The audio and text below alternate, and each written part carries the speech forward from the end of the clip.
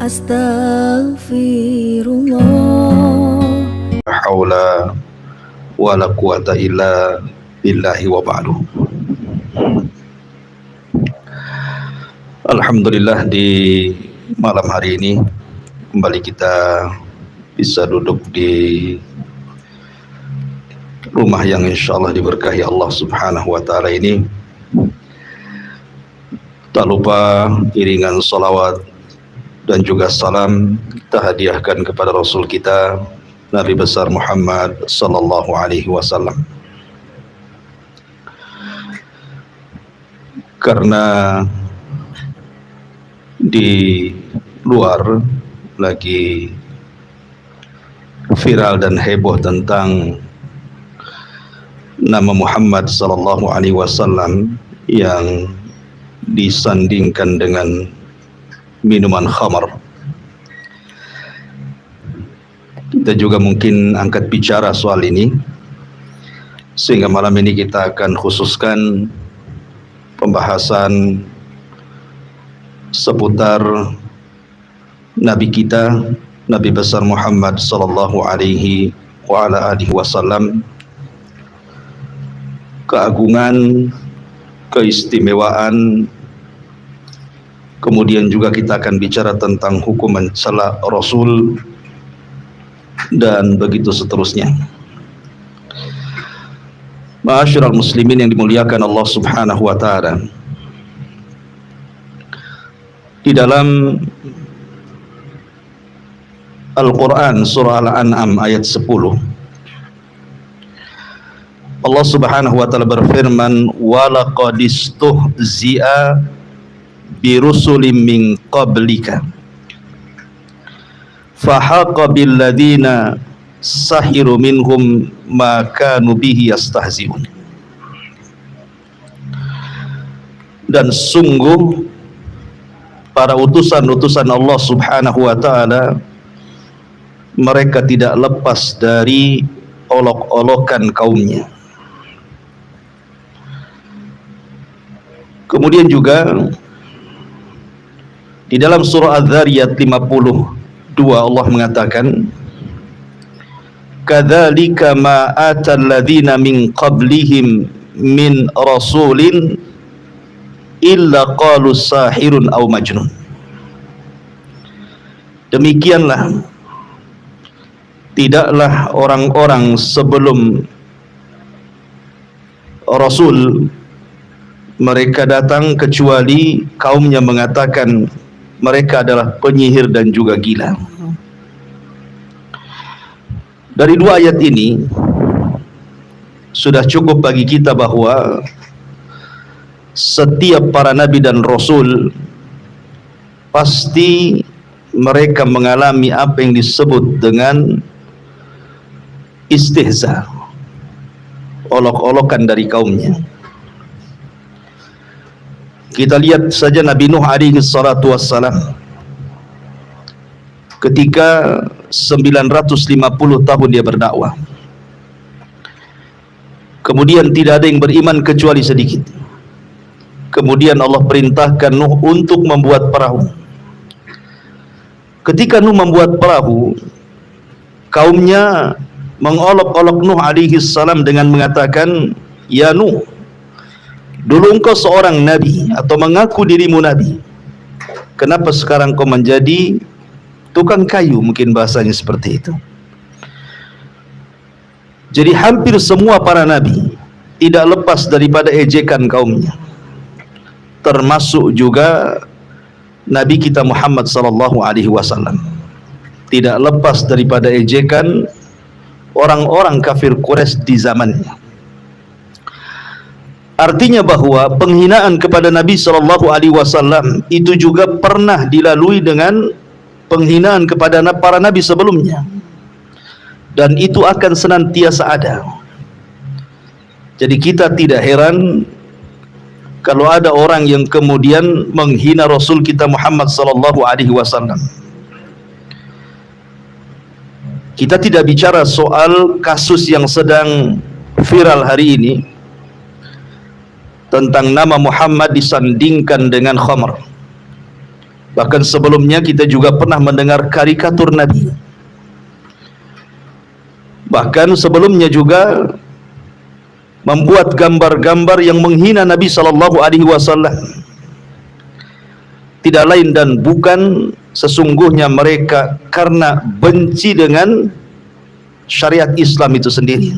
Karena ketika dia mencaci maki pembawanya, secara otomatis dia menghancurkan agama yang dibawanya.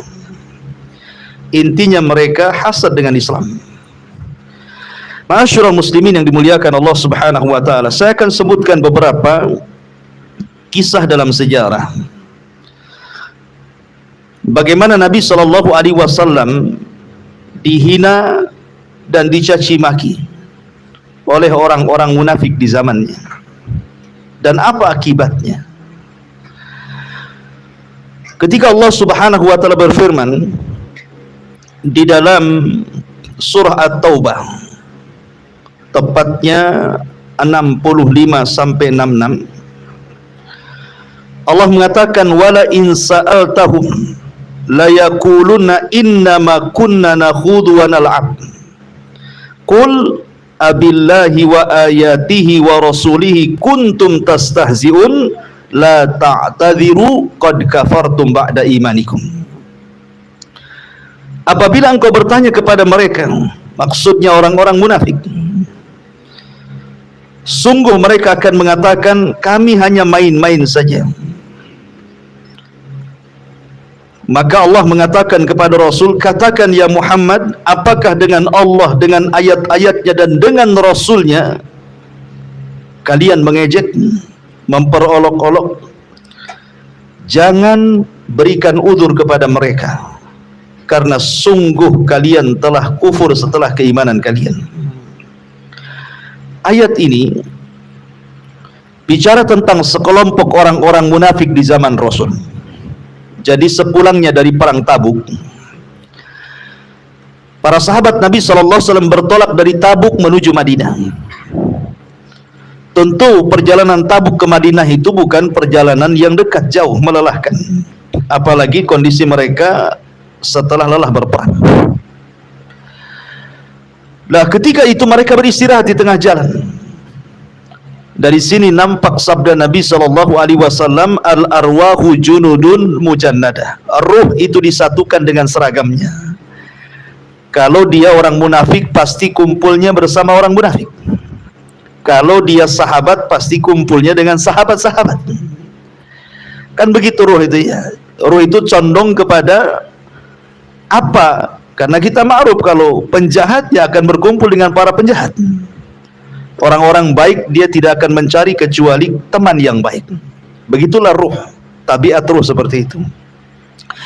Jadi orang-orang munafik itu berkumpul, bergerombol, sementara Nabi SAW sedang berkumpul bersama qurra'ul Quran, para pakar-pakar Quran, kemudian berhalaqah-halaqah ngobrol bersama Nabi. Tiba-tiba orang-orang munafik yang bergerombol di tempat lain sambil mengisyaratkan pandangan mereka kepada Rasul dan para qurra ahli Quran yang sedang mengelompok bersama Rasul, tiba-tiba mereka mengatakan ma ra'ayna mithla qurra'ina, ma ra'ayna mithla qurra'ina haula arghabu butunan wala akdhabu alsunan wala ajbanu indal liqa', yakni Rasulullah sallallahu alaihi wasallam wa ashabu. Mereka mengatakan kami tidak pernah melihat seperti mereka pakar-pakar Quran katanya yang berhalaqah bersama Nabi itu. Kemudian mereka mengatakan arghabu butunan, yang sangat rakus terhadap dunia, wala akdzabu alsunan, sangat dusta kalau bicara, wala ajbanu inda liqa, sangat pengecut saat berjumpa dengan musuh. Maksudnya menyindir Rasul dan para qurra yang ada di sekitarnya. Jadi orang-orang munafik mengatakan, kalau engkau ingin melihat orang yang paling rakus ke dunia, orang yang paling bakhil gitu ya, orang yang paling pengecut, lihatlah mereka. Maksudnya Rasul dan para sahabat yang sedang mengelompok itu. Lah ada seorang sahabat yang ketika itu mendengar ucapan mereka, kemudian hendak melapor perkataan orang-orang munafik ini kepada Rasul. Tetapi sebelum sahabat ini sampai, Jibril sudah sampai dulu dan memberitahu ucapan mereka. Dari situ turun ayat ini. Turun ayat ini, wala in sa'altahum la yaquluna innama kunna nakhudu wa nal'ab. Apabila ditanya kepada mereka, apakah kalian mengucapkan kalimat-kalimat itu dalam rangka mengolok-olok Rasul dan juga qurra ahli Quran? Mereka mengatakan, tidak, kami ini hanya main-main saja. Kami tidak sengaja. Kami hanya berpura-pura hanya untuk melepas penat saja, bercanda saja. Nah, biasanya begitu. Para penghina Nabi SAW, kalau sudah viral biasanya ngeles, kan gitu ya. Ngeles tidak tuh? Pasti ngeles. Oh, itu kan tim manajemen. Ah, itu kan karyawannya kurang kreatif saja. Ah, macam-macam kan itu ya. Pasti ngeles dia. Ya, persis seperti orang munafik ini ngeles ini. Kami hanya bercanda saja Rasul. Ya, namanya perjalanan jauh dari Tabuk ke Madinah itu jauh. Jadi kalau kami bercanda, biar hilang penat kami. Tanpa terasa perjalanan kami lekas sampai. Mau ngeles apapun, ini persoalannya bukan persoalan remeh, ini persoalan besar. Ya, karena mereka sudah mengejek Rasul dan para sahabatnya. Makanya Allah Subhanahu wa taala mengatakan, "Kul," katakan ya Muhammad kepada orang-orang munafik itu. "Abillahi wa ayatihi wa rasulihi kuntum tastahzi'un?" Apakah dengan Allah, ayat-ayatnya dan Rasulnya kalian berani mengolok-olok? La ta'tadiru qad kafartum ba'da imanikum. Jangan cari-cari alasan, karena kalian telah kufur setelah keimanan kalian. Jadi ketika Nabi SAW bergerak melanjutkan perjalanan pulang ke Madinah, dia naik ke atas unta. Orang-orang munafik ini, mereka terus meminta maaf kepada Rasul dengan mengatakan, kami tidak bermaksud demikian, kami hanya sekedar main-main. Tapi Rasul tetap mengatakan, apakah dengan Allah, dengan Rasul dan dengan ayat-ayatnya kalian mengolok-olok? Sungguh kalian tidak perlu cari alasan, karena sudah kufur setelah keimanan kalian. Terus Rasul ngomong begitu sampai perjalanan ke kota Madinah, menunjukkan bahwa persoalan mengejek, menghina, apalagi sosok Nabi SAW ini bukan persoalan biasa, persoalan besar. Ya, kalau seandainya seseorang boleh marah, maka inilah saatnya kita marah. Kalau seseorang boleh emosi, maka inilah saatnya kita emosi. Karena kita tahu bahwa kita dibolehkan cinta karena Allah dan benci karena Allah. Jadi kita emosi itu karena benci, dan bencinya bukan karena hasad, bukan karena urusan dunia. Karena yang dihina itu adalah qudwah kita, yang selama ini kita jadi panutan. Kita mengambil ibrah dan pelajaran darinya. Kalau bukan karena Rasul, tidak mungkin kita kumpul di sini. Ngapain antum ngaji di sini? Ngapain antum sholat isya tadi? Ngapain antum beli kurban untuk kurban tuh ngapain? Ya, kalau bukan karena Nabi SAW datang dengan syariat-syariat yang hari ini kita lakukan, artinya bahwa kedatangan Rasul kepada kita itu membawa petunjuk. Orang seagung ini dilecehkan, tentu kaum muslimin marah. Ya. Ma'asyiral muslimin yang dimuliakan Allah Subhanahu wa taala. Kemudian juga ada satu kisah dari Abdullah ibn Abbas radhiyallahu anhuma. Kisah ini disebutkan dalam Sahih Abi Dawud dan disahihkan oleh Syekh Albani rahimahullahu taala. Ada seorang laki-laki buta. Laki-laki buta ini kanat lahu ummu waladin. Dia memiliki seorang budak wanita. Yang lahir dari budak itu anaknya. Ya. Jadi budak wanitanya ini kana tashtumun Nabiya sallallahu alaihi wasallam, selalu mencaci maki Nabi, mengejek Nabi sallallahu alaihi wasallam. Fayanhaha falam tantahi wa yajzuruha fala tanzazir. Ini sahabat yang buta ini senantiasa melarang wanita itu, tapi tidak berhenti. kemudian mengancamnya, tapi juga tidak takut dengan ancamannya, terus saja mencaci maki Nabi sallallahu alaihi wasallam. Falamma kanat dzata lailatin, ketika satu malam, mungkin sahabat ini mendengar wanita tadi, budak wanita tadi terus mencaci maki Nabi sallallahu alaihi wasallam. Fa akhadhal mi'wal, maka dia ambil cangkul. Dia ambilnya cangkul itu. Wa wada'ahu fi batniha wattaka 'alaiha faqatalaha. Maka ketika wanita itu sedang tidur, dicangkulnya perutnya. Kemudian ditekan, akhirnya wanita itu meninggal. Ya, saking emosinya karena dia menghina Nabi. Ya. Akhirnya kemudian falamma asbaha, ketika di waktu pagi, datanglah dia kepada Nabi sallallahu alaihi wasallam menceritakan apa yang sudah ia lakukan kepada budak wanitanya yang terus mencaci maki Nabi. Ya.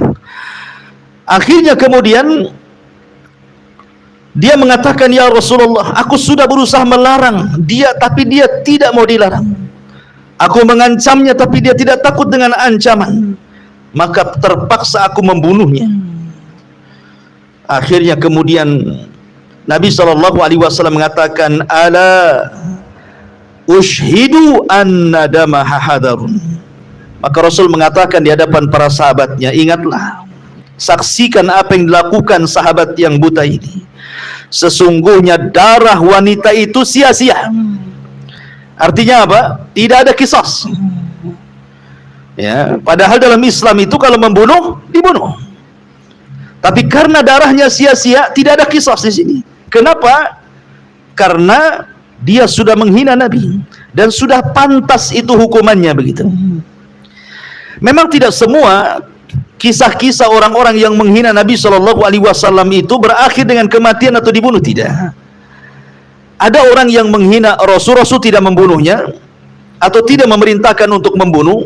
Ada sahabat-sahabat yang terpaksa harus membunuhnya dan Nabi Shallallahu Alaihi Wasallam tidak menyalahkannya. Tentu dilihat kasusnya, ya kan, dilihat kasusnya. Seperti ada seorang Yahudi yang buta, yang suka mencaci maki. Ini Yahudi miskin, buta, hari-hari mencaci maki Nabi. Tapi Nabi SAW datang dan memberikan sedekah kepadanya. Namanya dia buta, tidak tahu siapa yang bersedekah. Nabi yang bersedekah, Nabi pula yang dicaci maki sama Yahudi yang buta ini. Sampai suatu ketika dia sakit. Kemudian Nabi SAW tetap mengunjungi Yahudi yang buta, yang sakit, yang suka mencaci maki. Rasul tidak memerintahkan untuk membunuhnya. Kenapa? Dia Yahudi ini lemah. Boleh saja hanya ikut-ikutan, kan itu ya. Apa yang dikatakan orang dia ikut pula, gitu.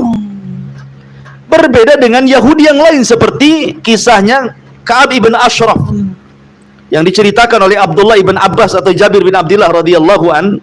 Jadi ada seseorang Yahudi namanya Ka'ab ibn Ashraf. Ucapannya itu ngeri terhadap Rasul, mencaci maki Rasul terus, Ka'ab bin Ashraf ini. Maka ketika sampai ke telinga Rasul, Rasul mengatakan kepada para sahabat, siapa di antara kalian yang ingin membunuh Ka'ab bin Ashraf karena dia telah menyakiti nabinya? Tiba-tiba berdirilah Muhammad ibn Maslamah dan mengatakan, ya Rasulullah, atuhibbu in qataltuhu? Rasul, apakah kau suka kalau aku bunuh dia? Kata Nabi SAW, na'am ya. Akhirnya Muhammad ibn Maslamah bergerak, dan setelah berjumpa dengan Ka'ab ibn Ashraf, karena dia tokoh, akhirnya kemudian Muhammad ibn Maslamah pun membunuhnya karena suka menyakiti Rasul dengan lisannya. Ma'asyiral muslimin yang dimuliakan, terlalu banyak kalau kita berbicara tentang riwayat-riwayat yang tercantum dalam Bukhari, Muslim ataupun kitab-kitab sunan atau hadis-hadis yang lainnya, bagaimana kerasnya para sahabat dan juga Nabi SAW kepada orang yang menghina Nabi. Dari sinilah makanya kemudian Syekhul Islam Ibn Taimiyah rahimahullahu ta'ala, beliau sampai menulis sebuah kitab namanya As-Sarimul Maslul, pedang terhunus kepada orang yang mencaci maki Nabi. Kitabnya itu judulnya pedang terhunus kepada orang yang mencaci maki Nabi, ala satimir Rasul. Sarimul Masdus ala Satimi Rasul. Beliau mengatakan, kata Ibnu Taimiyah rahimahullahu taala, as-sabu in kana musliman fa innahu yughfar wa yuqtal bi ghairi khilaf. Orang yang mencaci maki Nabi, kalau dia seorang muslim maka dia kufur, dan sebagai hukumannya dibunuh tanpa ada khilaf madhab.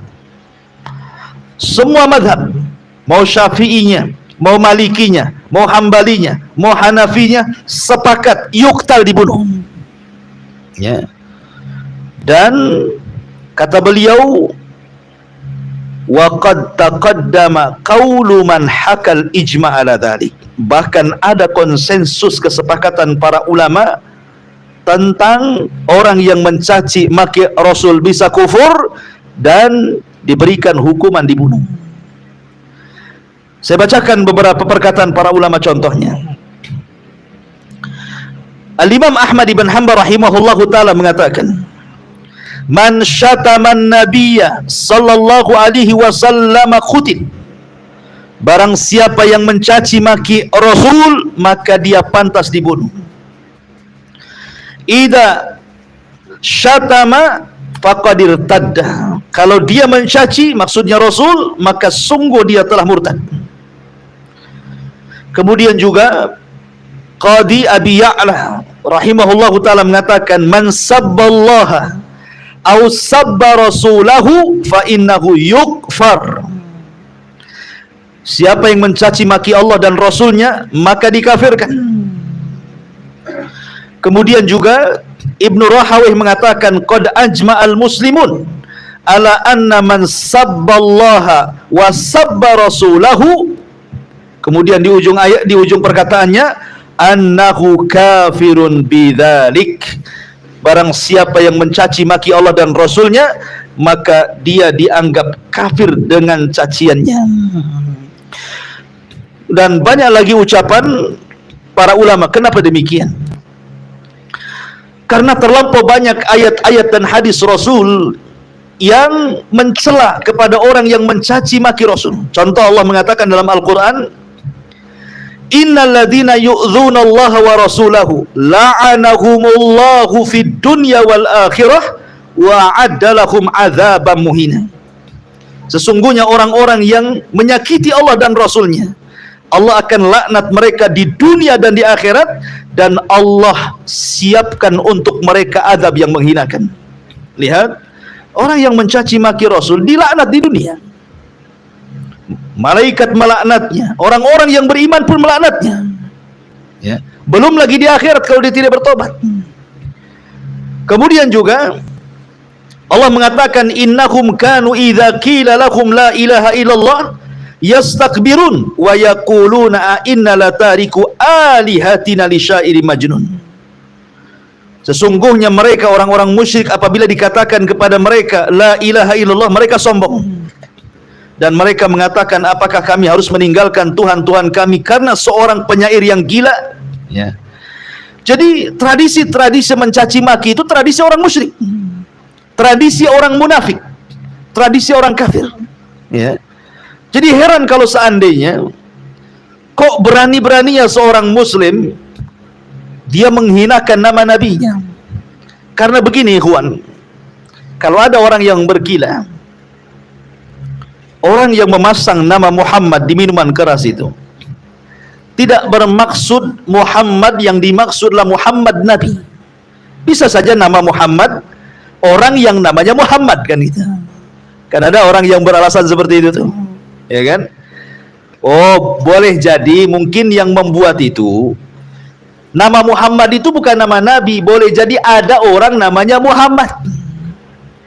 Kalau antum mendengar alasan ini, kita katakan kepada mereka, Allah Subhanahu wa ta'ala berfirman dalam Al-Quran, alam nashrah laka sadrak,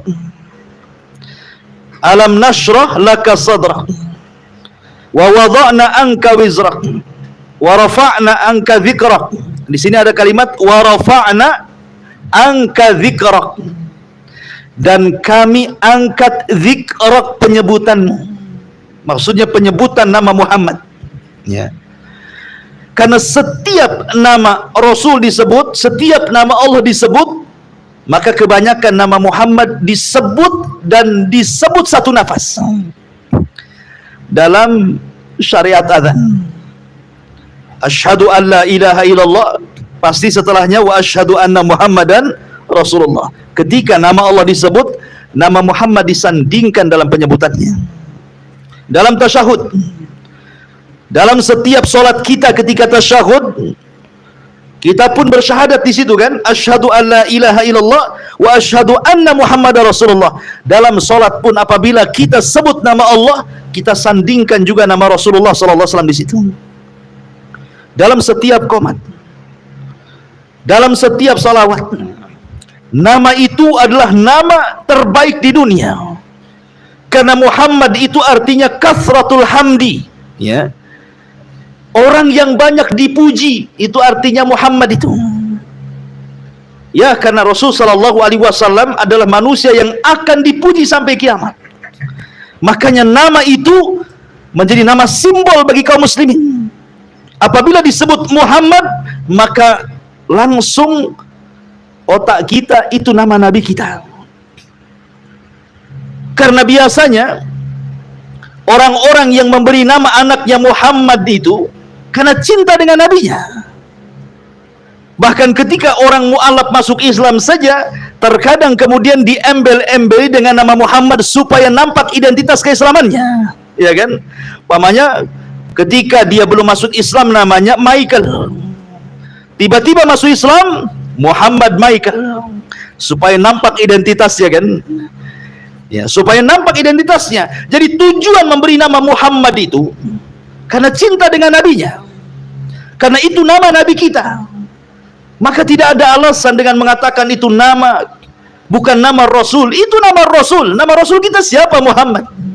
Ketika seseorang memberi nama anaknya Muhammad, ya tujuannya supaya nampak identitas keislamannya, namanya sama dengan nama Rasul kita. Itu tujuan orang memberi nama itu. Tidak mungkin asal-asalan orang beri nama.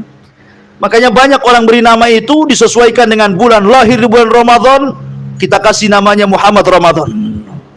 Lahir di bulan Syawal, Muhammad Syawal, katanya. Kan gitu ya? Ya. Jadi ada tujuannya. Ya. Jadi tidak bisa bergila. Bagaimanapun itu nama suci Muhammad itu, karena itu nama Rasul kita Muhammad sallallahu alaihi wasallam. Ma'asyiral muslimin yang dimuliakan Allah Azza wa Jalla. Maka cacian maki kepada Rasul sallallahu alaihi wasallam ini harus kita sikapi, kita lawan, supaya jangan sampai kemudian terulang lagi hal-hal yang seperti ini. Walaupun nanti akan terulang, tapi kita berharap kita tidak diam ketika Rasul kita di ini, kita juga angkat bicara karena dia nabi kita. Ma'asyiral muslimin yang dimuliakan Allah Azza wa Jalla. Saya akan sebutkan kisah-kisah di zaman Rasul, bagaimana para penghina Rasul dari kalangan orang-orang musyrik itu mencaci maki Rasul, menghina Rasul sedemikian rupa, dan diikuti orang sekarang. Kisah yang pertama,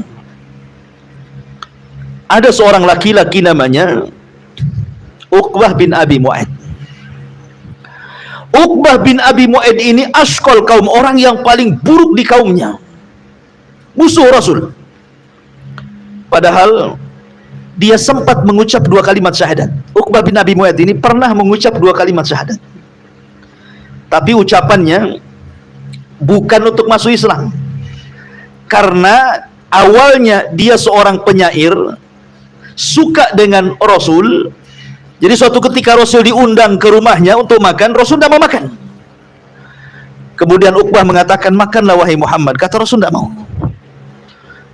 Akhirnya kemudian Uqbah bertanya apa alasannya. Kata Rasul, karena engkau musyrik.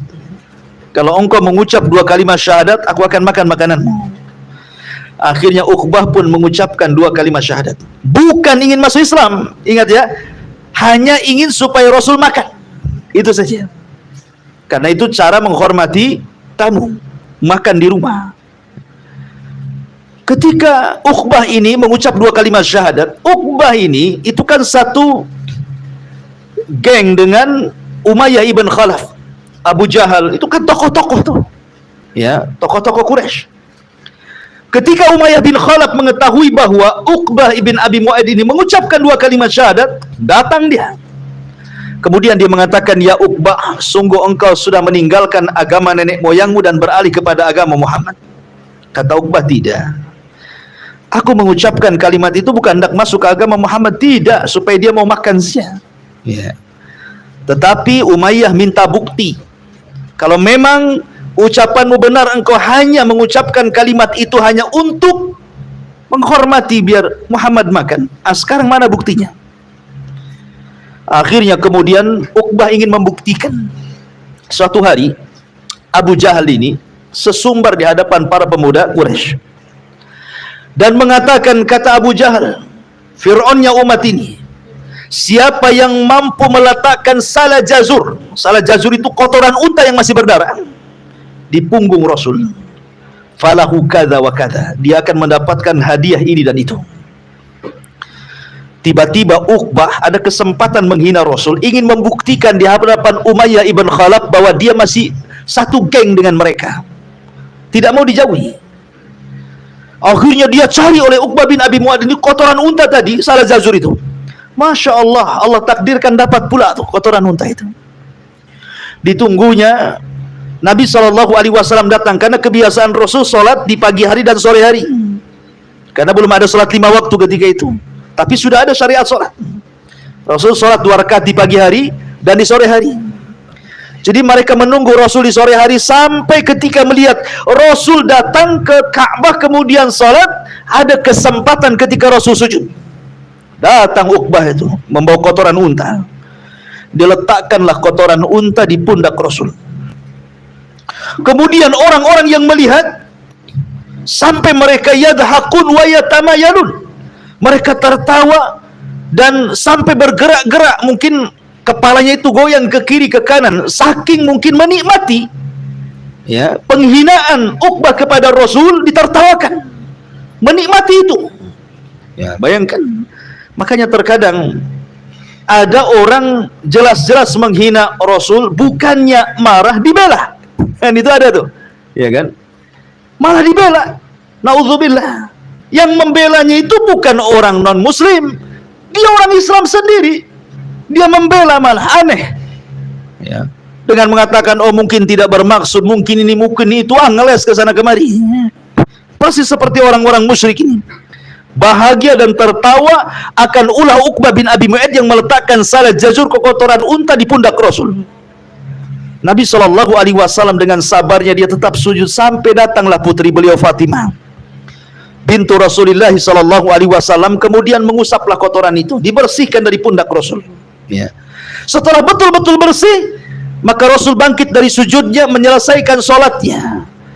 Tiba-tiba Fatimah mengatakan, ketika itu Fatimah masih kecil, dan mengatakan, ya abi ud'u ila haula, wahai ayahku, doakan laknat saja kepada mereka itu.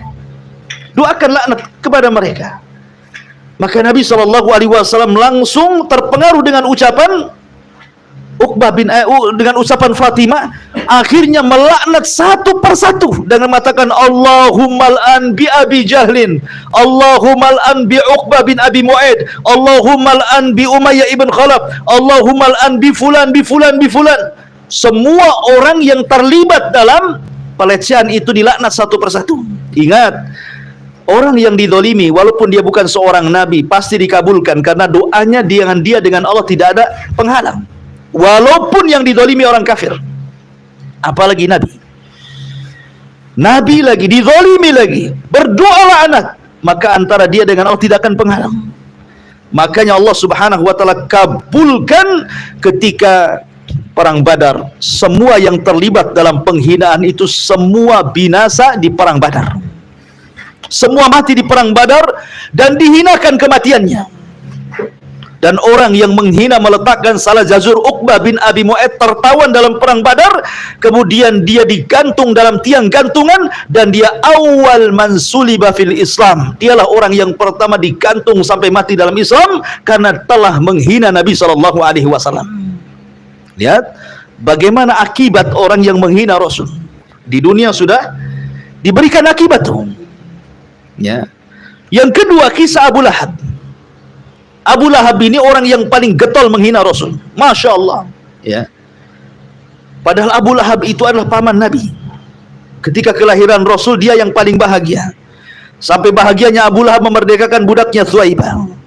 Ketika Rasul beranjak remaja, kemudian dewasa, kemudian menikah dengan Khadijah, kemudian punya anak perempuan Ruqayyah dan Ummu Kulthum, Abu Lahab masih suka dengan Nabi.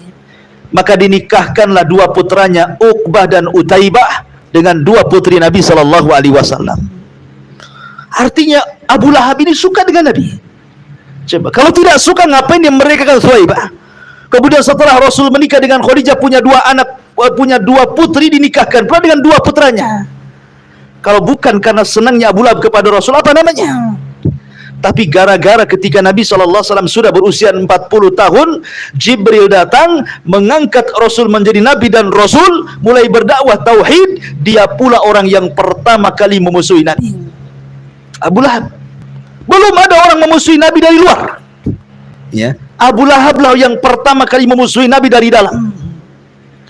Ketika Nabi SAW turun ayat wa anzir ashiratakal aqrabin, wahai Muhammad, berilah peringatan keluarga terdekatmu, maka Rasul mendahulukan dakwah kepada keluarga sebelum yang lainnya. Dikumpulkan semua keluarga di kuil Safa. Maka Nabi SAW sudah berkumpul semua keluarganya, mulai berdakwah.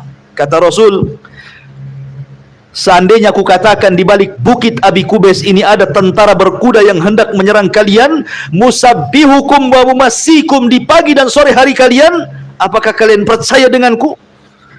Maka semua keluarga Rasul mengatakan, ya majarrabna alaika kadhiba, karena kami tidak pernah melihat engkau berdusta. Artinya bahwa kejujuran Rasul itu diakui. Rasul tidak pernah berdusta. Ketika Rasul sudah tahu bahwa orang-orang masih menganggap percaya kepada dirinya, mulailah Nabi SAW mengatakan, tahukah kalian di belakang kalian ada azab yang menunggu kalian?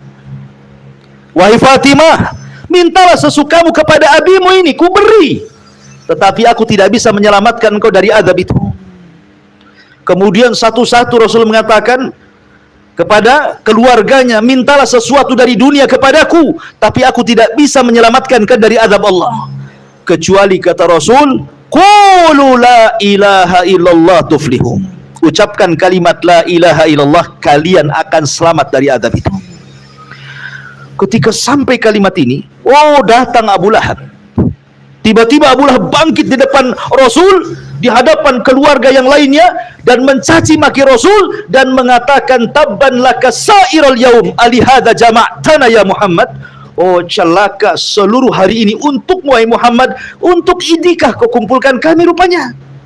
Kemudian mulai mencaci maki Rasul, tidak ada koma, semua mengalir begitu saja. Rasul hanya bisa diam. Nah mungkin Rasul akan menjawab dan membantah ucapan pamannya. Rasul itu orang beradab. Dibiarkannya pamannya mencaci maki terus, tapi Allah Subhanahu wa taala tidak rela nabinya dicaci, tidak rela nabinya dimaki. Maka Allah utus Jibril untuk membawa satu surat sebagai kutukan kepada Abu Lahab.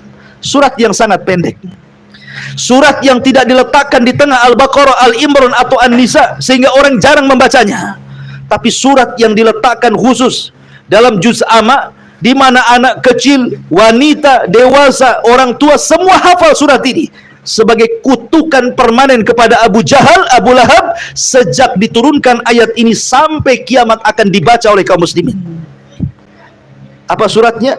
Tabbat yada abi lahabi wa tab, ma aghna anhu maluhu wa ma kasab, sayasla naran dzata lahab wa imra'atuhu hammalatal hatab fi jidha hablum min masad. Celaka kedua tangan Abu Lahab, dan pasti celaka, dan dipastikan dia masuk ke neraka yang menyala-nyala.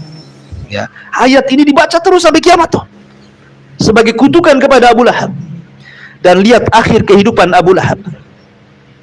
Ketika Abu Lahab safar dagang dari Mekah ke Syam, dia punya luka di kepalanya. Lukanya semakin memarah di tengah perjalanan. Akhirnya dengan sebab lukanya dia mati di tengah perjalanan. Jasadnya dibiarkan, tidak diurus oleh keluarganya sampai 3 hari sehingga membusuk. Kemudian orang-orang pun mengatakan kepada anak-anaknya, kenapa kalian tidak urus jasad bapakmu? Kenapa jasad bapakmu dibiarkan seperti itu gitu ya? Kasihan, sudah membusuk. Kata anak-anaknya, bagaimana kami bisa mendekati jasad itu sementara jasad itu bau busuk yang luar biasa. Akhirnya orang-orang pun melempari jasad itu dengan batu seolah-olah sedang dirajam. Akhirnya batu itu menumpuk dan menutup jasad Abu Lahab. Begitulah cara Allah buat balasan kepada Abu Lahab. Al-jaza min jinsil amal. Balasan itu disesuaikan dengan amalannya. Ketika dia suka mencaci maki Rasul, maka lihat su'ul khatimah. Allah buat sedemikian rupa wafatnya. Ma'asyiral muslimin yang dimuliakan Allah Azza wa Jalla. Jadi dari kisah-kisah ini sebenarnya kalau kita seorang muslim itu takut sebenarnya. Karena pasti orang yang mencaci maki Rasul itu ada hukuman di dunia sebelum akhirat. Pasti ada itu hukuman dunia sebelum akhirat. Ya. Dulu di zaman salaf dulu ada seseorang yang menyanggah perkataan Nabi saja. Dia tidak mencaci maki, hanya menyanggah. Ketika Nabi SAW melihat dia makan dengan tangan kiri, kemudian Rasul mengatakan, kul biyaminik, makanlah dengan tangan kananmu. Tiba-tiba dia mengatakan, mastata'tu, belum dicoba, dia mengatakan aku tak bisa. Maka Rasul mengatakan, idzan mastata'ta abada, kalau begitu selamanya kau tidak bisa. Sejak Rasul mengucapkan kalimat itu, tangannya tidak bisa diangkat ke mulutnya. Langsung kontan, tidak mencaci maki, hanya sekedar menyanggah, ya kan? Belum dicoba, di hadapan Rasul sudah mengatakan apa? Aku tidak bisa, katanya. Kok belum dicoba dia bilang nggak bisa? Makanya Rasul mengatakan, mastata'ta abada, kalau begitu kau tidak akan bisa selamanya. Sejak itu tangannya tidak bisa diangkat jadi setruk, ya kan? Terkadang ada hal-hal yang sifatnya kontan di dunia azabnya itu. Bagaimana mencaci, ini hanya menyanggah saja. Ya. Dahulu di zaman salaf ada orang mendengar hadis Nabi SAW, idza staiqadha ahadukum min naumihi falyaghsil yadayhi qabla an yudkhilahuma fi ina'in thalathan. Apabila salah seorang di antara kalian tidur di malam hari, bangun di pagi hari, jangan kemudian menyentuh sesuatu kedua tangannya sampai dicuci 3 kali. Alasannya, fa innahu la yadri aina batat yaduh, karena dia tidak tahu tangannya menginap di mana semalam. Jangan-jangan masuk garuk sana garuk sini, kan tidak tahu, ke tempat-tempat najis. Makanya disunahkan untuk mencuci tangan setelah bangun, jauh sebelum ada Covid. Ya kan, kalau Covid kan cuci tangan. Sebelum ada Covid kita sudah disunahkan mencuci tangan setelah tidur. Ya kan? Tiba-tiba ada orang mengatakan, ana adri aina batat yadi, aku tahu loh tanganku menginap di mana semalam. Kurang ajar enggak tuh? Rasul mengatakan tidak tahu, dia mengatakan tahu. Rasul mengatakan kalian tidak tahu tangan kalian menginap, orang ini mengatakan saya tahu, katanya. Akhirnya beberapa malam setelah dia mengucapkan kalimat itu, Allah azab, buat kes di dunia, masuk ke dalam lubang duburnya 1 hasta. Antum tahu 1 hasta? Dari sini ke sini 1 hasta nih. Bayangkan bagaimana caranya Allah memasukkan tangan 1 hasta ke lubang dubur. Sekarang dia tahu di mana tangannya menginap. Nauzubillah, ya kan?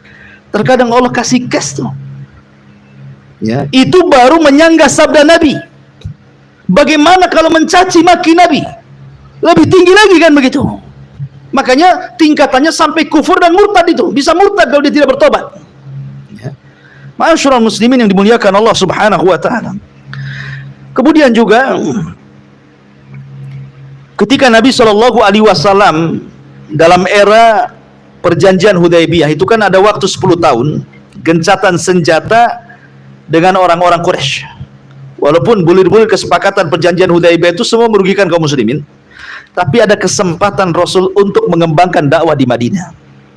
Mulailah dia mengirim surat ke raja-raja. Ya.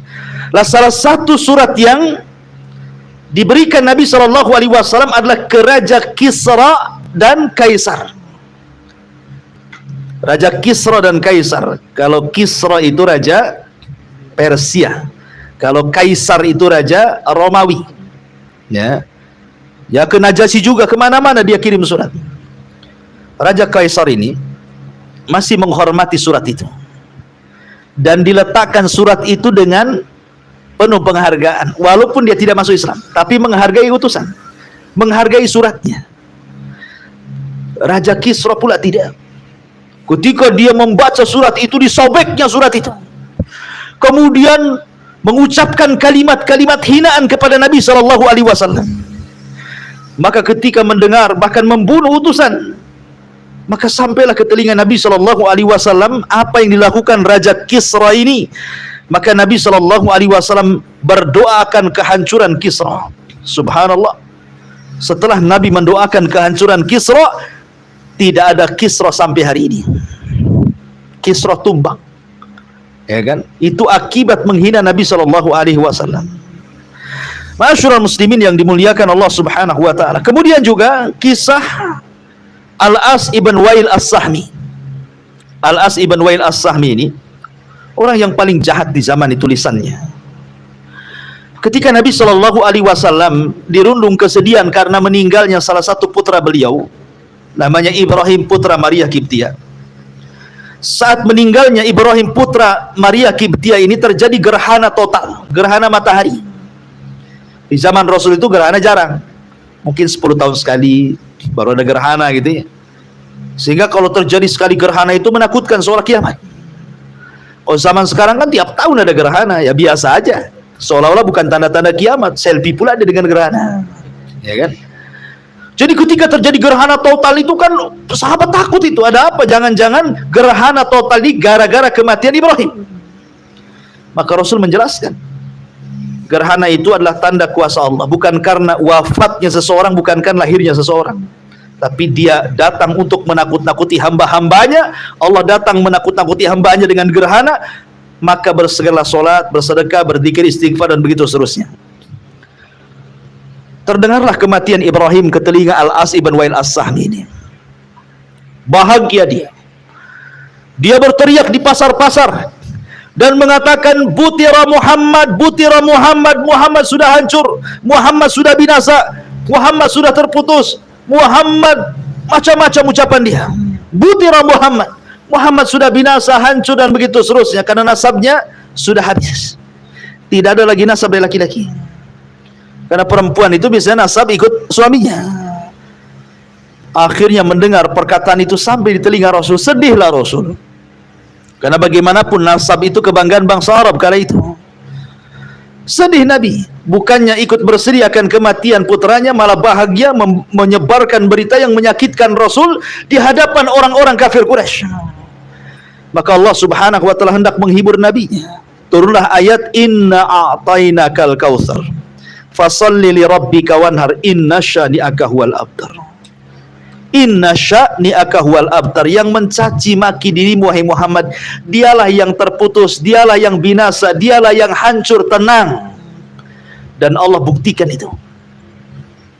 Setelah Fathu Mekah, apa yang terjadi? Musuh-musuh Islam semua binasa. Ada juga yang kemudian masuk Islam. Dan nama-nama musuh Nabi SAW terhenti di zamannya. Kalaupun disebut pada hari ini dalam rangka celaan, bukan dalam rangka pujian. Hatta orang kafir nggak ada yang memuji Abu Lahab, nggak ada yang memuji Abu Jahal, nggak ada yang memuji musuh-musuh Rasul. Kalaupun disebut hanya dalam konteks cacian saja. Itu musuh Nabi. Tapi Nabi SAW menjadi orang yang tidak terputus namanya, dikenang namanya, dibela namanya, diagung-agungkan namanya, dimuliakan namanya.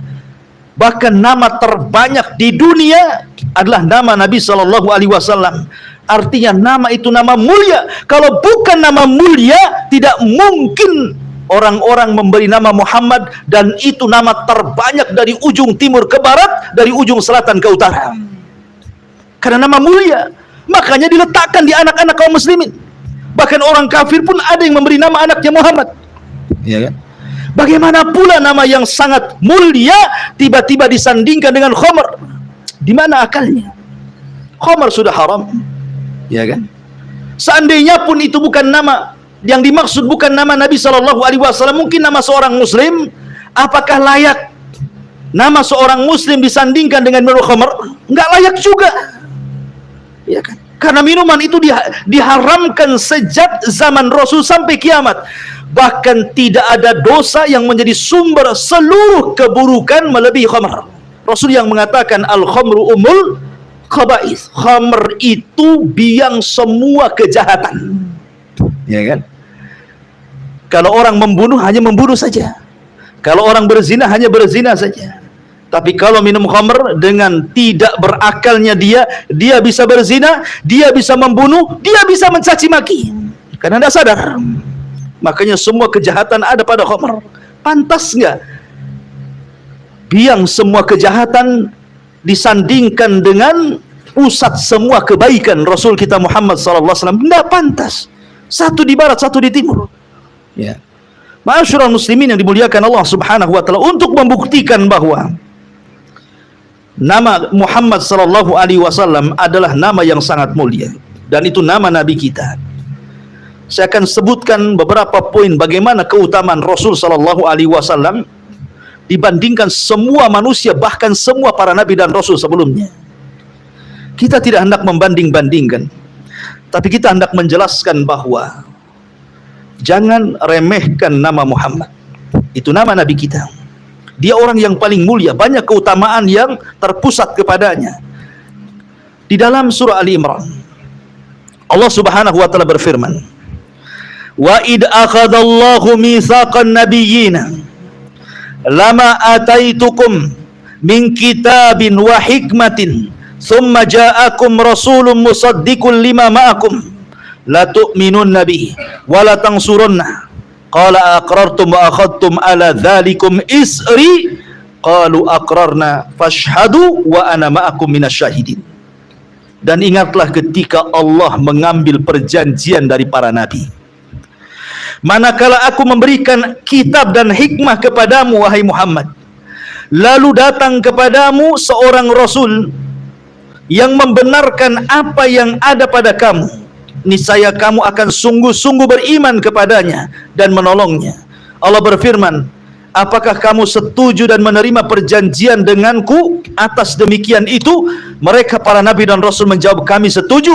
Allah berfirman, kalau begitu saksikanlah kamu wahai para nabi, dan aku menjadi saksi bersama kalian wahai para nabi.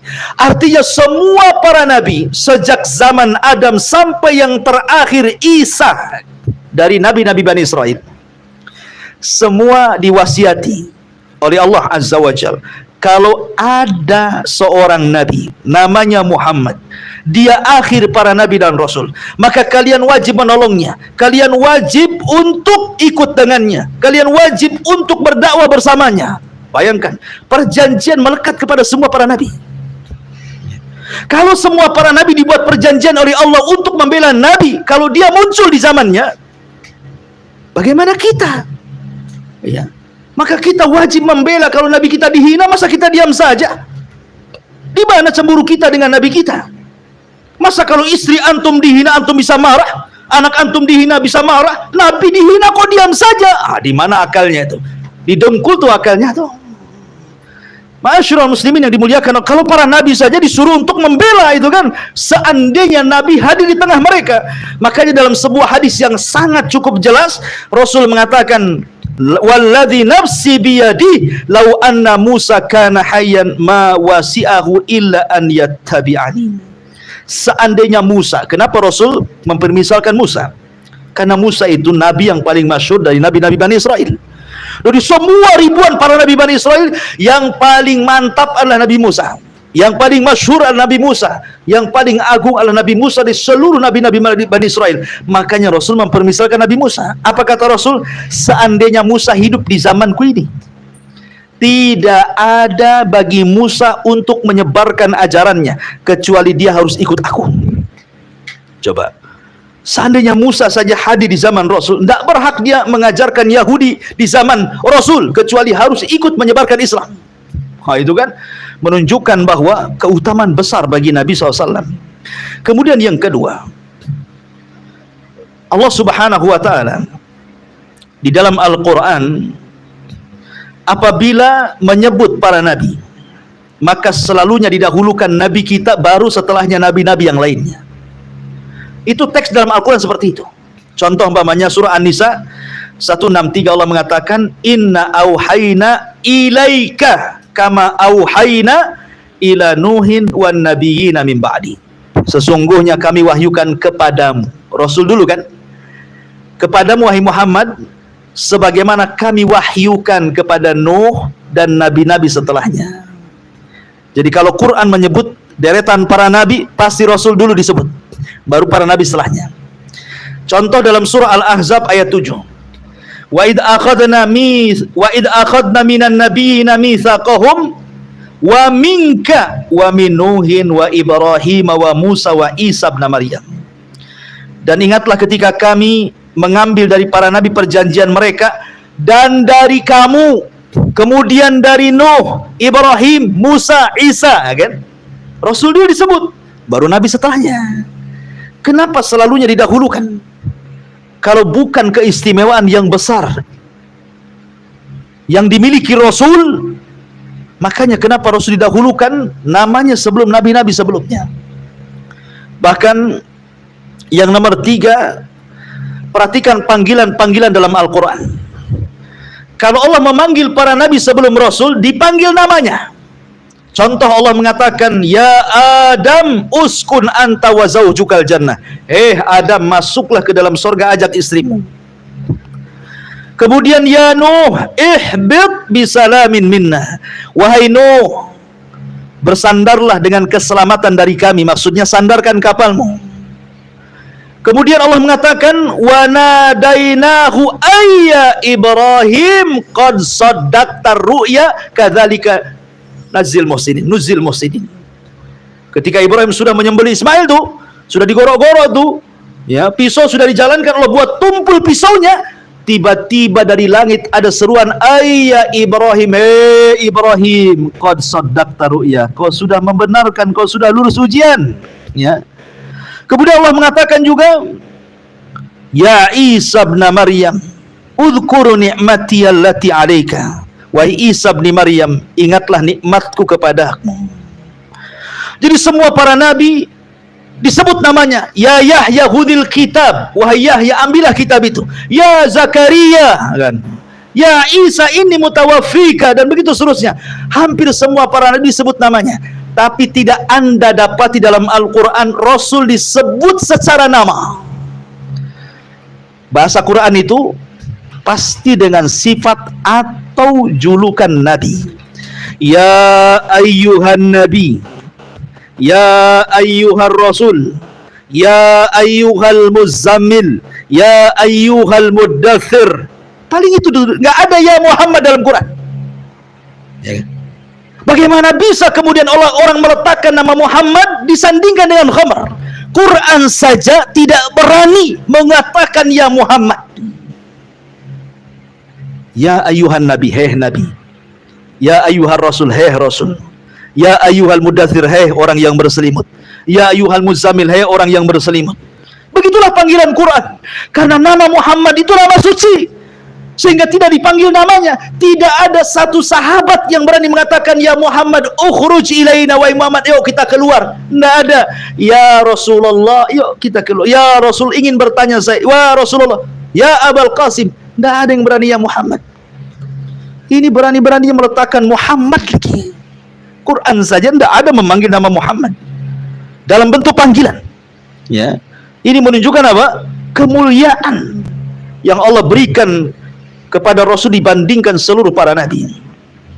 Kemudian yang keempat, dikhususkan beberapa perkara yang tidak diberikan kepada para nabi. Contoh hadis Nabi SAW, fuddiltu 'alal anbiya'i bisit, u'titu jawami'al kalim, wa nusirtu birru', wa uhillat liyal ghanaim, wa ju'ilat liyal ardu tahuran wa masjidan, wa ursiltu ilal khalqi kafatan, wa khutima bin nabiyun. Kata Nabi SAW, aku diutamakan dengan 6 perkara dari semua para nabi. 1, kata Rasul, aku diberikan jawami'ul kalim, ucapan singkat padat maknanya. Lain dengan kita kalau ngomong itu panjang lebar, ujung-ujungnya sedikit hasilnya. Ngobrol ngalor ngidul itu intinya sedikit kalau kita. Tapi kalau Rasul itu ngomongnya sedikit tetapi maknanya luas, padat dengan syarat dengan makna. Itu disebut jawamiul kalim. Ya. Kemudian juga yang kedua, aku diberikan pertolongan dengan diberikan rasa takut kepada musuh 1 bulan perjalanan. Jadi kalau Rasul mau menyerang musuh itu sudah takut dulu musuhnya itu sejarak perjalanan 1 bulan. Kemudian yang ketiga, dihalalkan bagi kami ghanimah itu harta rampasan perang. Karena di zaman dulu ghanimah tidak boleh dimakan, ghanimah tidak boleh dimanfaatkan, diambil dibuang, diletakkan di gunung, ya kan? Tapi tidak boleh dimanfaatkan. Di zaman Rasul ghanimah manfaat dan boleh diambil manfaatnya. Kemudian yang nomor 4, dijadikan bumi tempat bersuci dan bisa untuk sujud. Artinya kalau tidak ada air kita boleh tayamum dengan bumi, dan kita boleh sholat di mana saja, tidak mesti di masjid. Kalau dalam kondisi darurat tidak apa-apa, antum sholat di trotoar juga selama tidak ada najis, ya. Kemudian juga yang nomor 5, ursiltu ilal khalqi kafatan, aku diutus kepada semua makhluk, jin dan manusianya. Kalau dulu para nabi hanya kepada kaumnya saja. Dan yang terakhir, ditutup denganku seluruh kenabian. La nabiyya ba'di, tidak ada nabi sepeninggalku. Dan banyak lagi ikhwatu fiddin muliakan Allah Subhanahu wa taala. Saya akan runut secara singkat itu ya. Yang nomor 5, Allah Subhanahu wa taala memuji dalam Al-Qur'an yang tidak pernah dipuji para nabi di dalam kitab-kitabnya. Wa innaka la'ala khuluqin azim. Wa engkau Muhammad di atas akhlak yang terpuji. Kemudian juga Nabi SAW disematkan kalimat Khalil. Khalil itu kekasih Allah. Seperti Ibrahim adalah kekasih Allah, Rasul pun diberikan oleh Allah disematkan kalimat Khalilur Rahman. Kemudian yang nomor 7, Nabi SAW oleh Allah Subhanahu wa taala dirawat sedari kecil.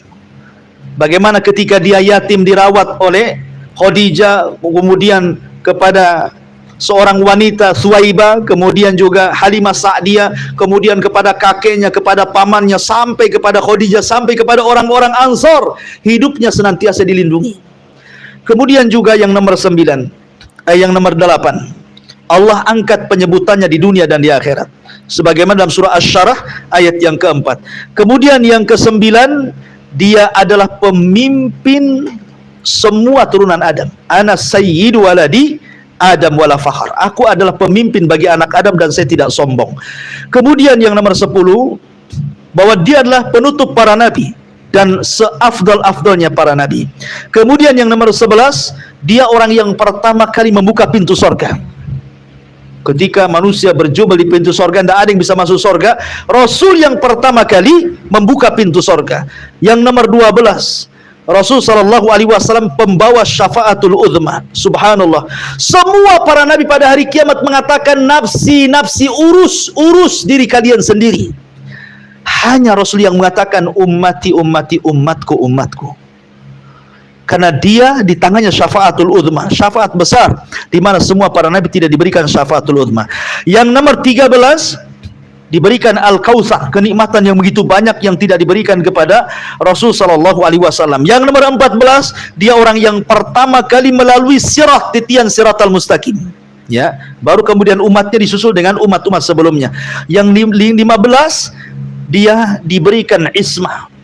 Ismah itu terjaga, tidak dibunuh dengan cara terang-terangan seperti yang terjadi dengan Yahya dipenggal kepalanya, atau Nabi Zakaria digergaji ketika bersembunyi dalam pohon.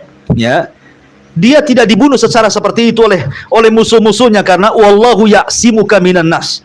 Kemudian yang nomor 16, di antara keutamaannya, Nabi SAW tidak pernah berucap kecuali dengan wahyu. Ucapannya wahyu, makanya hadis dijadikan dalil kedua setelah Al-Quran. Kalau dulu itu kan hanya berdalil dengan kitab-kitab saja, dengan Taurat, dengan Injil, tapi ucapan para nabinya tidak dianggap maksum. Tapi ucapan Rasul kita menjadi maksum, bahkan menjadi dalil kedua setelah Al-Quran. Kemudian yang nomor 17, Rasul sudah diampuni dosanya yang telah, yang sedang, dan yang akan datang. Kemudian yang nomor 18, dilarang mengangkat suara di atas suara nabinya. Yang nomor 19, Allah mengutus para nabi kepada kaum secara khusus, tapi Allah mengutus Rasul kepada semua manusia, jin dan manusianya. Kemudian yang nomor 20, Nabi SAW punya doa, tetapi doa ini sengaja disembunyikan untuk umatnya pada hari kiamat, sementara para nabi sudah diberikan doanya di dunia kepada umatnya. Kemudian yang nomor 21, Nabi Muhammad SAW punya mukjizat yang tidak lekang di zaman. Artinya walaupun mati, mukjizat itu masih sampai ada hari ini dan berjalan sampai kiamat dalam bentuk Al-Quranul Karim. Kemudian juga yang nomor 22, Nabi SAW diberikan mukjizat berupa benda-benda bisa bertasbih dan bersalam kepada Rasul seperti batu, pohon, dan yang semacamnya. Kemudian juga Nabi SAW berbicara dengan Allah Subhanahu wa Ta'ala di Sidratil Muntaha, dan tidak dilakukan para nabi yang lainnya. Walaupun Musa sering berdialog dengan Allah, tetapi di Bukit Tur Sina, di bumi, tapi Nabi SAW bicara dengan Allah langsung ke Sidratil Muntaha. Kemudian yang terakhir, Nabi SAW diberikan berbagai macam bentuk wahyu, ada dengan mimpi yang benar, terkadang juga ucapan tanpa ada perantara antara dia dengan Allah, ataupun Jibril datang kepada Rasul, atau Allah Subhanahu wa Ta'ala memasukkan ke dalam hatinya, dan itu keutamaan yang tidak diberikan kepada para nabi sebelumnya. Dan banyak lagi keutamaan yang diberikan Allah kepada Rasul. Dari sini kita tahu bahwa Muhammad itu nama yang suci, nama nabi kita, identitas kita adalah Muhammad. Karena salah satu pertanyaan di kuburan itu bukan hanya siapa Rabbmu, tetapi juga siapa nabimu. Tentu jawabannya adalah Muhammad, nama yang akan ditanya pada hari kiamat. Mungkinkah disandingkan dengan khamr? Maka ini sebuah pelecehan, kita angkat bicara. Namun sekali lagi, sebagai penutup, bahwa kewajiban kita mencintai Rasul. Kita wajib marah karena Allah, benci karena Allah. Tetapi bukan berarti kemudian kita melakukan anarkis, main hakim sendiri. Ya, karena ada orang yang kemudian melakukan hal-hal semacam itu karena terdorong emosi, ingin membela nabinya, akhirnya mengingkari kemungkaran, mendatangkan kemungkaran yang lebih besar. Ya kan? Maka serahkan ke pihak yang berwajib. Mudah-mudahan terus dikawal gitu ya, sampai membuat efek jera, sehingga menjadi sebuah pelajaran bagi yang lainnya. Jangan sampai mengikuti apa yang sudah berlaku, supaya alam ini kondusif. Ya, aman, ini sebuah kenikmatan. Jangan membuat gaduh di tengah-tengah orang-orang yang mayoritas kaum muslimin. Ingat bahwa pelecehan kepada Islam, kepada Al-Quran, kepada Rasul, itu bisa mengakibatkan kekufuran pelakunya. Bahkan dalam hukum Islam itu sudah murtad dan kafir. Bahkan kesepakatan para ulama, hukumannya bisa dibunuh. Ya tentu di negara kita akan berbeda hukumannya, tapi yang jelas minimalnya memiliki efek jera, harus diproses, ya, supaya menjadi pelajaran bagi yang lainnya. Wallahu a'lam bishawab. Ini yang bisa sampaikan pada kesempatan malam ini.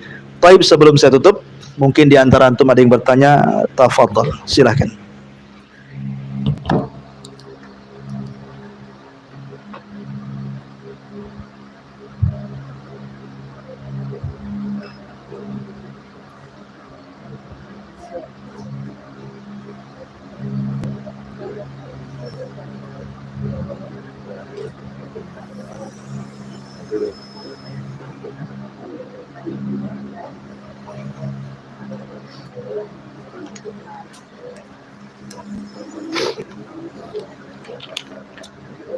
Dulu enak.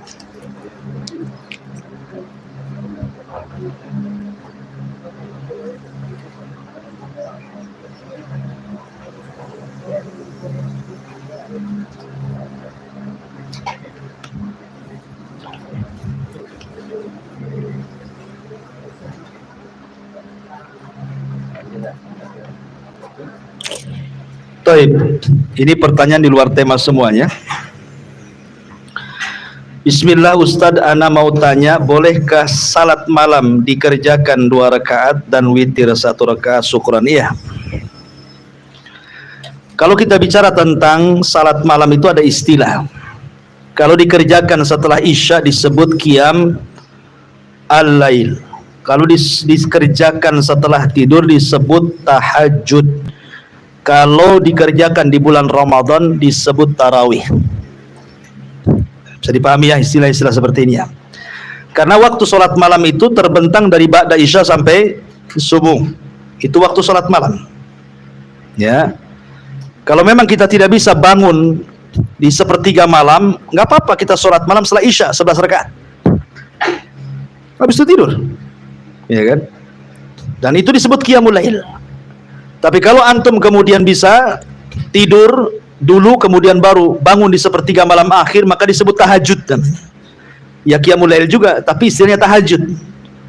Ya, dan itu lebih afdal karena sepertiga malam akhir Allah turun ke bumi menawarkan doanya, kekayaannya, dan semua yang minta pasti diberi, semua yang berdoa pasti dijabah, semua yang minta ampun akan diampuni dosanya. Tapi kalau Ramadan diistilahkan dengan tarawih.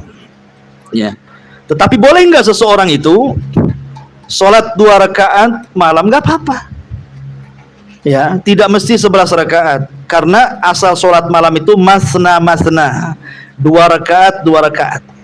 Adapun 11 rakaat itu angka yang dipilih Nabi, bukan perintah. Itu perbuatan Rasul yang diceritakan Aisyah. Rasul tidak menambah dari 11. Bukan berarti di atas 11 tidak boleh. Ya, gitu maksudnya, pemahamannya. Boleh 2 rakaat, 2 rakaat, 2 rakaat sampai seberapapun kalau kita mampu silahkan. Tapi paling sedikit 2 rakaat. Kalau witir paling sedikit 1 rakaat. Ya kan? Bahkan ada kisah gitu ya dari seorang istri Khalifah Harun ar-Rasyid. Ketika dia dimimpikan berjumpa dengan Allah Azza wa Jalla. Namanya Zubaidah. Jadi Zubaidah ini bermimpi, dia berjumpa dengan Allah, kemudian setelah berjumpa dengan Allah, dia berseri-seri wajahnya. Kemudian dikatakan kepada Zubaidah, "Ma fa'alallahu biki ya Zubaidah?" Apa yang Allah lakukan kepadamu wahai Zubaidah? Kok kamu berseri-seri? Ya. Maka Zubaidah mengatakan, "Ghafara li Rabbi, ghafara li Rabbi." Allah sudah mengampuni dosa-dosaku. Zubaidah ini terkenal, kalau uang sekarang ini triliunan, uang sendiri, karena dia kan istri Khalifah Harun ar-Rasyid, membuat mata-mata air yang terbentang dari Mina sampai ke Arafah untuk memberi minum ribuan jamaah haji kala itu, bukan sekarang. Sampai bekas-bekasnya masih ada, yang disebut dengan Ainu Zubaidah, mata airnya Zubaidah, masih ada sampai sekarang. Bekas-bekasnya itu ya. Orang Arab paham, karena ada kisahnya. Ketika kemudian ditanya, "Wahai Zubaidah, apakah karena engkau sudah mengeluarkan dana besar membuat mata air sehingga orang haji bisa minum dari itu Allah ampun dosamu?" Kata Zubaidah, bukan itu katanya. Disangkanya amalan itu yang menjadikan Allah mengampuni dosaku, bukan itu. Kemudian dia mengatakan, "Walakin akan tetapi ghafara li Rabbi bi raq'ataini fi jawfil laili uhafidu alaihima." Tetapi Allah mengampuni dosaku karena 2 rakaat di malam hari yang aku tidak pernah meninggalkannya. Salat malam. Ya. Karena kalau infak banyak itu ada kemungkinan riya. Amalan besar itu kan biasanya membuka pintu riya kalau dia tidak betul-betul ikhlas. Tapi kalau amalan di malam hari, mau riya sama siapa? Kecuali antum pasang kayak gini. Ya kan? Lab Facebook, lab YouTube, lab TikTok, mungkin lah kan itu. Tapi kalau ndak ada ini, mau riya sama siapa? Mau riya sama jin. Ya. Jadi memang nggak masalah 2 rakaat di malam hari. Ya. Witir 1 rakaat. Wallahu a'lam. Baik, kemudian Ustadz, bolehkah kita masih punya utang puasa Ramadan, kita mau ikut puasa Dzulhijjah? Boleh, nggak masalah. Karena qadha Ramadan itu waktunya muasa luas. Dari sejak Syawal bulan kemarin sampai Sya'ban tahun depan masih ada kesempatan. Ya, tapi kalau puasa 10 awal bulan Dzulhijjah ini ya hanya di bulan Dzulhijjah saja. Kalau udah lepas bulan lain kan udah nggak ada lagi Dzulhijjah. Boleh, tidak ada masalah. Wallahu a'lam. Ya, di sini di YouTube ini ada pertanyaan dari Lasiman. lasiman aja. Assalamualaikum Ustaz. Waalaikumsalam. Izin bertanya, bagaimana cara kita menghadapi orang Nasrani yang mencaci maki Nabi Muhammad sallallahu alaihi wa ala alihi wasallam? Ya, alhamdulillah. Kita ini terkadang seperti yang disabdakan Nabi sallallahu alaihi wasallam, kondisi kaum muslimin hari ini seperti qas'ah. Qas'ah itu nampan yang berisi makanan diserbu orang yang kelaparan. Di nampan kecil yang makan banyak dan semua kelaparan. Ya. Apa maknanya? Kaum muslimin itu seperti buih di lautan. Banyak tetapi tidak berkualitas. Seolah-olah kalau ada yang mencaci maki itu kayak kita tidak bisa apa-apa gitu. Kayaknya orang-orang itu kebalukom katanya. Ya, terkadang laporan-laporan kita ditolak pula gitu ya. Jadi kadang-kadang kita ini melihat kondisi umat Islam yang mayoritas ini kayaknya nggak berkualitas, nggak punya gigi ya gitu ya. Ketika ada minoritas kemudian kurang ajar kepada yang mayoritas, dan itu bicara tentang agama ya, bukan pribadi atau kehormatan, tidak. Ini betul-betul bicara agama yang menyangkut orang banyak. Ya harusnya sikap kita ya ini menjadi sebuah momen untuk bersatu kaum muslimin, ya kan? Yang bisa menyatukan kaum muslimin adalah ketika ada momen seperti ini. Sebenarnya ini ada orang di luar Islam mencela Islam, kan harusnya kaum muslimin itu kan serentak tuh sehingga nampak kekuatannya. Idharul quwah, menampakkan kekuatan bahwa Islam ini mayoritas negeri ini. Jangan kemudian ada yang berani-berani menghina, sebab kalau dibiarkan maka persis seperti sabda Rasul ketika sahabat mengatakan amin qillatin nahnu yauma idzin, Rasul, apakah kami waktu itu dikepung oleh orang-orang non muslim itu sedikit jumlahnya? Kata Rasul, bal antum yauma idzin katsirun, bahkan kalian banyak, lebih banyak dibandingkan mereka. Kalian mayoritas, mereka itu minoritas. Tapi sudah dihinggapi kepada hati-hati kalian dua penyakit, kata Rasul, hubbud dunya wa karahiyatul maut, cinta dunia dan sudah takut akan kematian. Sehingga urusan mereka ngapain pula kita angkat bicara. Lulu gua gitu bahasanya gitu ya. Kalau sudah nggak ada kepedulian, agamanya dihina, dicaci, dimaki, ya tunggu saja kelemahan Islam. Kalau kita ingin jaya, tampakkan kekuatan. Ya, kita wajib untuk memerangi hal-hal yang seperti itu, tapi dengan cara-cara yang benar, cara-cara yang bijak. Kadang niat yang baik dengan cara yang tidak baik pun hasilnya tidak baik. Kalau niat mengingkari sebuah kemungkaran itu adalah sebuah kebaikan, maka dengan cara yang benar, maka hasilnya pun akan baik. Tapi kalau mengingkari sebuah kemungkaran niatnya baik tapi caranya tidak baik gitu ya, pasti akan mendatangkan kemungkaran yang sama atau lebih besar dari kemungkaran yang kita cegah. Dalam kaidah fikih tidak boleh mencegah kemungkaran mendatangkan kemungkaran yang sama atau mendatangkan kemungkaran yang lebih besar dari kemungkaran yang kita cegah. Maka lakukan kemungkaran dengan cara yang benar, dengan niat yang baik. Wallahu a'lam. Saya kira cukup karena sudah malam juga. Subhanakallahumma wa bihamdika asyhadu an la ilaha illa anta astaghfiruka wa atubu ilaik. Allahu ta'ala. Assalamualaikum warahmatullahi wabarakatuh.